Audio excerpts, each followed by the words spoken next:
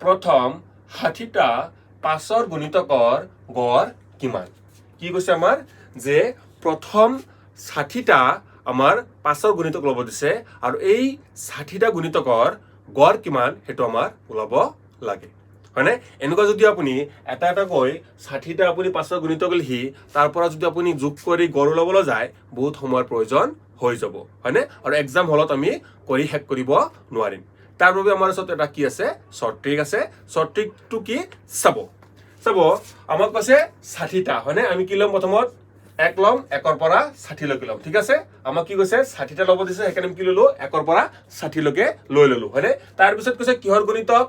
বুলি কৈছে আমাক 5ৰ গুণিতক বুলি কৈছে হয়নে তো 5ৰ গুণিতক কাৰণে আমি এইখিনিতো 5 ইনটু কৰিলো তাৰ পিছত এইখিনিতো কি কৰিলো 5 ইনটু কৰিলো ঠিক আছে এইখিনি বুজি পালো তো 5 1 যা কিমান 5 আৰু 65 যা কিমান হ'ব আমাৰ 300 আমি জানো হয়নে আমি সকলোৱে জানো তাৰ পিছত এই দুটা কি কৰি দিয়ক আপুনি যোগ কৰি দিয়ক এই দুটা আপুনি যোগ কৰিলে কিমান হ'ব এই দুটা যোগ কৰিলে আপুনি পাব 3000 কি পাব 305 হয়নে আৰু এই 305ক আপুনি যেতিয়া 2 ৰে ডিভাইড কৰিব 305ক যেতিয়া আপুনি 2 ৰে ডিভাইড কৰিব আপুনি কিমান পাব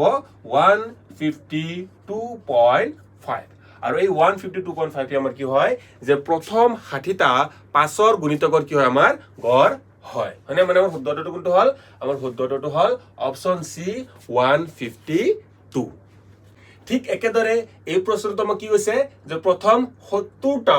5ৰ গুণিতকৰ গড় কিমান হেতু আমাৰ ওলাব লাগে মানে আমাক কি কৈছে প্ৰথম 70টা আমি কৰিম 1 লম আৰু 70 লম ঠিক আছে 1ৰ পৰা 70 লৈকে মানে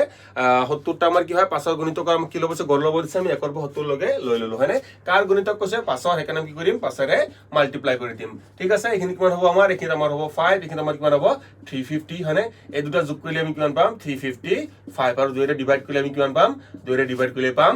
1 তাৰপিছত 7 then 5 মানে আমাৰ শুদ্ধটো কোনটো হল আমাৰ শুদ্ধটো হল অপচন এ ঠিক আছে আৰু ঠিক একেদৰে যদি এখানে 70 না থাকি প্ৰথম 50টা বুলি কৈছে প্ৰথম 50টা 5ৰ গুণিতকৰ গড় কিমান হ'ব হেতু আপুনি কমেন্ট কৰি জনাব ভিডিওটো ভাল লাগিলে এটা লাইক কৰিব আৰু পাৰিলে শেয়াৰ কৰিব ধন্যবাদ জয় অসম